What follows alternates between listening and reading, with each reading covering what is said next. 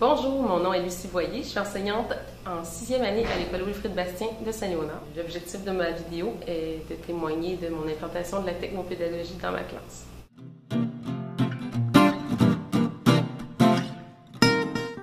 Les modèles que j'ai eu autour de moi ont été très importants, entre autres M. Pierre Poulin et M. François Bourdon. Je les ai vus instaurer ça dans leur classe, j'ai vu leurs élèves motivés, j'ai vu leurs élèves travailler. Moi, je voyais mes élèves qui pouvaient passer des heures devant un jeu vidéo à relever des défis, à lire, à résoudre des problèmes. Puis je me suis dit, pourquoi pas utiliser ça puis le transférer dans notre classe en mettant des apprentissages à l'intérieur de ça. Le but aussi, c'est de leur montrer que la techno, c'est pas juste des bébelles, c'est aussi des outils incroyables qui vont leur ouvrir des portes à des savoirs merveilleux.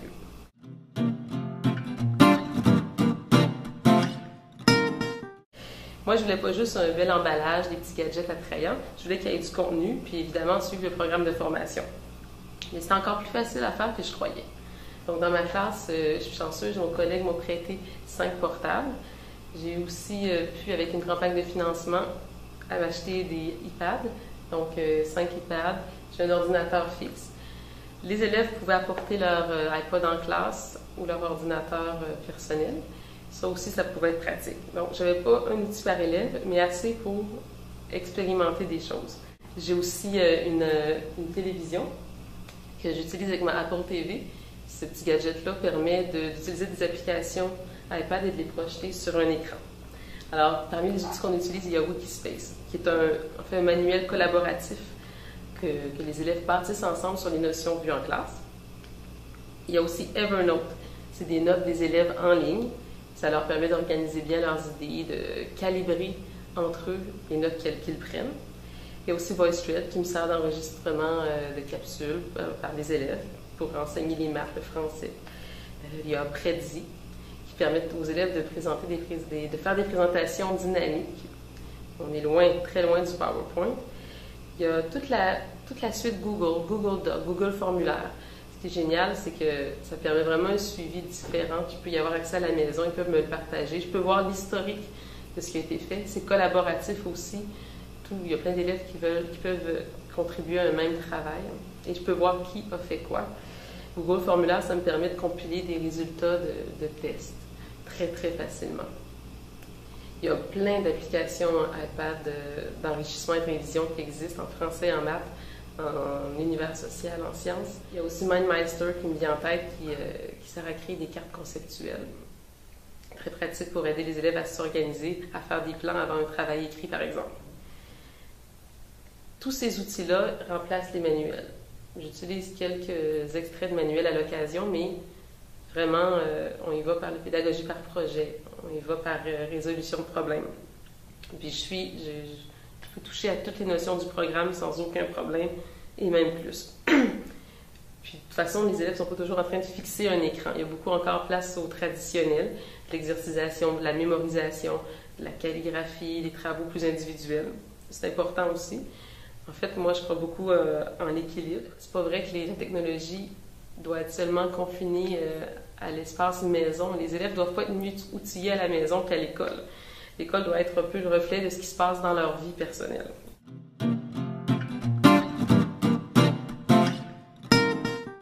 Donc, les avantages pour les enseignants, c'est que l'observation des élèves se fait beaucoup plus facilement. Ils sont ensemble, ça permet de faire beaucoup de différenciation. L'appareil mobile, l'iPad, le portable permet aux élèves d'aller à leur rythme. Beaucoup d'outils sont faits en fonction de cela. Ça fait beaucoup moins de papier. Dans mon cas, l'an passé, j'ai diminué de 50% mon utilisation du papier. J'ai une meilleure communication avec les élèves parce qu'on parle le même langage. Puis comme la technologie permet d'aller plus loin, j'ai le loisir d'exiger plus d'eux. Pour les élèves, les avantages sont très nombreux. Ça leur permet d'avoir une culture générale plus étendue parce que la techno permet des discussions poussées en éthique et culture religieuse, en histoire. Les élèves n'ont jamais autant écrit. Ils ont le goût d'écrire grâce à l'outil c'est comme magique. Écrire sur une feuille de papier un texte qui va être lu par les autres élèves ou l'enseignante, c'est bien. Mais quand tu sais que ton blog va être lu par d'autres personnes qui vont pouvoir venir commenter, l'intérêt triple. Donc, dans ce sens-là, l'amélioration du langage écrit-oral est assez importante. Mais en plus, ce qu'ils aiment beaucoup, c'est qu'ils peuvent me contacter toujours par courriel.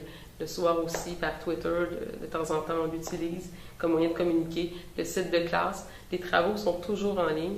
Donc, ils n'ont plus d'excuses. « Ah, je ne savais pas quoi faire, j'avais oublié mon cahier. » Évidemment, les élèves sont beaucoup plus motivés parce que l'éthique leur permet de créer. La créativité, c'est vraiment au sommet de la pyramide des besoins de Maslow.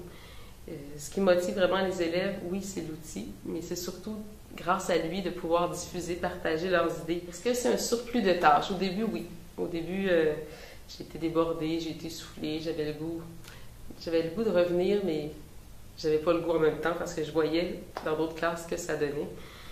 Donc, j'ai trouvé des moyens aussi de me financer parce que la direction n'avait pas nécessairement de sous à me donner pour ça. Donc, j'ai fait des campagnes de financement. J'avais aussi Internet sans fil dans la classe qui était très aidant. Mais ce que je dirais, c'est qu'il faut se faire confiance aux élèves, y aller petit à petit. Puis, il existe plein d'outils en ligne qui sont aidants au début, qui sont tout prêts, tout bâtis pour nous. Mais oui, c'est exigeant au début. Mais ce que je dirais, c'est que après, déjà, je suis à ma 2e année, puis je vois que je n'aurai pas réinventé la roue. Il y a plein de choses déjà que je vais pouvoir réutiliser et rebâtir. La tâche a diminué grandement. C'est comme dans le fond, les premières années, quand il faut bâtir nos plans de cours, on n'a pas beaucoup d'activités ou de photocopies. Mais après, avec les années, ça se bonifie. Puis on fait juste rééditer, puis ça va tout seul. Donc, au début, oui, mais après, c'est comme dans les premières années d'enseignement.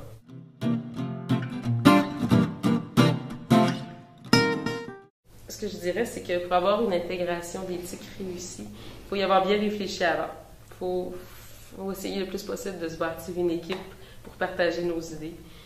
Aussi, ce qui va être nouveau pour nous cette année, c'est qu'on va faire une charte d'utilisation du web avec les élèves pour éviter la mauvaise utilisation des outils, puis pour se protéger nous et protéger les élèves.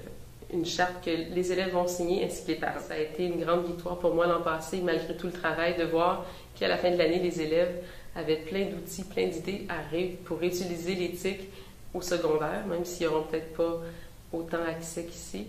C'est encore un moyen de se divertir, la techno, mais c'est aussi, ils l'ont découvert, des moyens d'apprendre, puis d'être mieux organisés dans ses études et ses devoirs. Comme Kofi Annan le dit en 2005, l'éthique, c'est pas la panacée.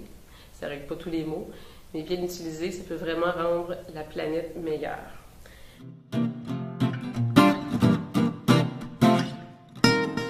J'ai plein de collègues aussi qui sont comme moi, on est une équipe. Aujourd'hui, c'est moi que vous entendez, mais je pourrais vous nommer 6-7 personnes de la première à la 6e année, même de la maternelle à la 6e année, qui pourraient vous montrer comment la technopédagogie a changé leur façon d'enseigner et leur façon de voir l'apprentissage des élèves. Merci beaucoup. Au plaisir de vous voir.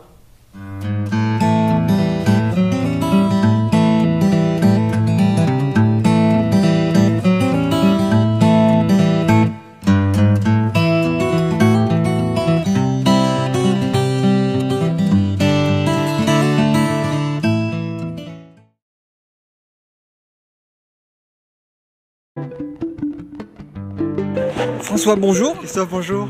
Ah, ça va mieux là. On est au soleil, on est à l'air. Je suis avec François, on est au CNAM. On est là pour faire du neuf dans du vieux. Alors, oui, là, voilà, du neuf dans du vieux. Donc, dans ce cadre vénérable, on voulait parler un peu de spirale. Oui, de tes nouveaux usages autour de spirale. Voilà, donc moi je te disais que j'avais, après avoir cherché différentes méthodes, j'ai finalement trouvé une bonne solution avec spirale. Pour faire quoi ? Oui. Eh bien, je te pose la question. Mais qu'est-ce que tu fais avec spirale ? Je vais te dire, pour faire un feedback pertinent pour moi le prof, que ça ait du sens, le temps de travail que je fais pour la correction des copies, et pertinent pour les élèves, que ça ait du sens aussi. Donc l'idée c'est... La dernière fois que je t'avais vu, tu faisais ça sur Evernote. Oui, alors j'avais commencé à faire ça sur Evernote, qui me permettait de partager des petites pages, des fichiers, des fichiers Evernote sous forme de pages web avec eux, et je faisais des commentaires un peu audio.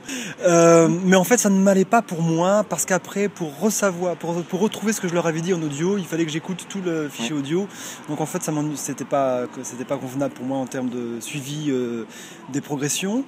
Et puis il n'y avait pas d'interactivité avec les élèves parce qu'ils ne pouvaient pas écrire sur les comptes Evernote, à moins d'avoir des comptes premium, ce que je ne peux pas leur demander. Là-dessus arrive une solution gratuite et belle qui s'appelle Spiral. Oui. Et donc ce que je fais désormais, c'est la chose suivante. Je continue à annoter à la main quand il le faut, mais souvent quand j'ai besoin de dire des choses importantes aux élèves, parce qu'il y a beaucoup à dire sur leurs travaux pour démêler des problèmes de forme, des problèmes de contenu, eh bien voilà, je mets un petit numéro en marge de la copie. Et j'ai créé des blogs individualisés dans Spiral, Oui. en un clic, En un clic. pour toute la classe. Avec Chaque- combien d'étudiants? Alors j'ai des classes d'une vingtaine d'étudiants, Un clic pour faire 20 blogs. mais j'en aurais eu 30, j'aurais fait aussi un clic. C'était pareil. Hein, ouais. c'était pas, Le même tarif. c'était pareil. Donc il y a un clic par élève, un blog par élève. par clic par élève, et donc lui a accès à, et donc chaque billet de ce blog est en fait une correction que je fais de son travail, et lui évidemment peut aller répondre par les commentaires. À mes remarques. Alors moi je garde, donc je mets dans la copie des numéros, à ces numéros correspondent des remarques que je place dans le billet du blog.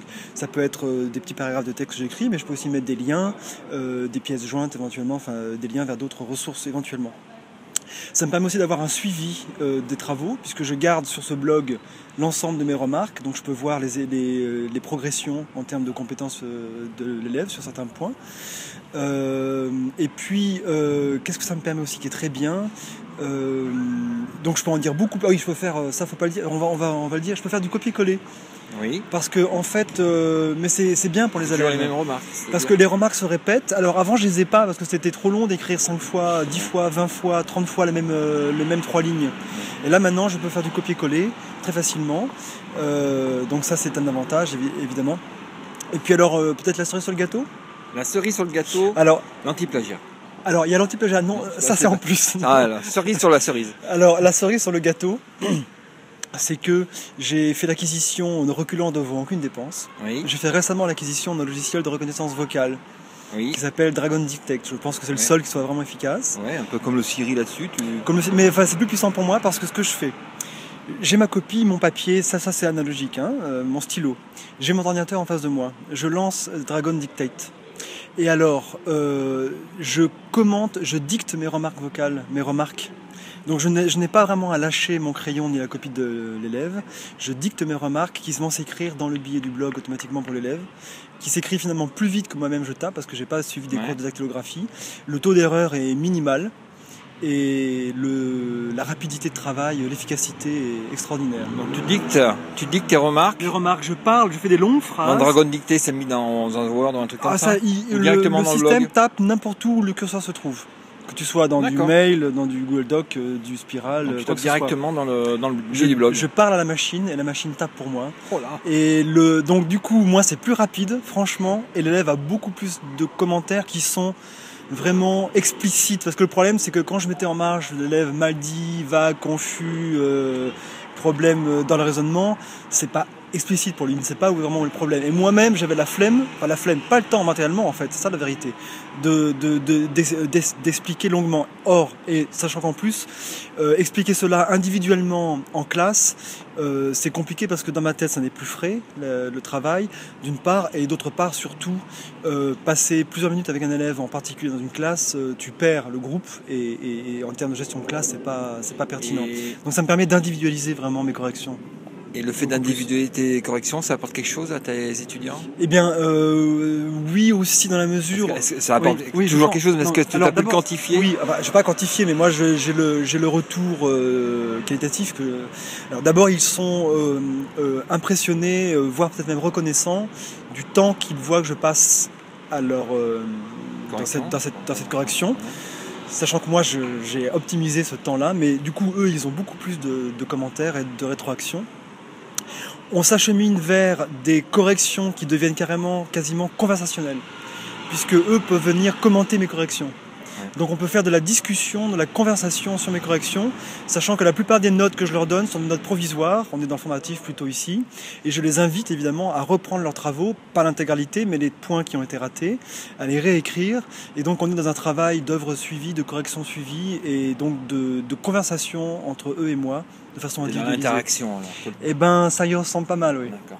Et dans la progressivité. Et la cerise sur la cerise? Alors, la cerise sur la cerise, c'était quoi? Qu'est-ce que tu voulais que je te dise? Anti-plagiat. Alors, l'anti-plagiat, ça c'est pour une autre activité. Excuse-moi alors. Quand je fais des... Alors, soit s'ils me rendent des travaux numériques, eh bien, je peux activer des fonctions d'anti-plagiat qui se trouvent où? Mais sur Spiral. T'as tout là. Hein. Voilà. Et alors je l'ai fait récemment parce que j'en fais faire de la prise de notes collaborative. Et quand même, je trouvais que c'était sacrément bien écrit ce qu'il m'avait fait là. Alors, suspicieux, je suis quand même téléchargé le document qui est un document de Google Docs sous format Word. Je l'ai uploadé téléversé dans Spiral. Téléversé. Comme disent nos amis québécois. Donc je l'ai téléchargé, puis téléversé dans Spiral. Et là, j'ai eu ma petite fiche, mon petit retour, mon petit rapport anti-plagiat, extrêmement détaillé, 42% de plagiat, enfin disons de copier-coller. Pas mal intentionné en fait. Hein. Le problème, c'est qu'ils n'ont pas trop conscience de de l'éthique de la citation. Et donc ce petit rapport Turnitin via Spiral, je vais leur rendre. Et ils vont pouvoir reprendre, parce que ça détaille les endroits qui sont problématiques, ils vont pouvoir reprendre dûment le travail à ce moment-là. Eh ben merci François pour Merci tous ces petits Christophe. détails. À la prochaine. À bientôt. Savoir où on se retrouve.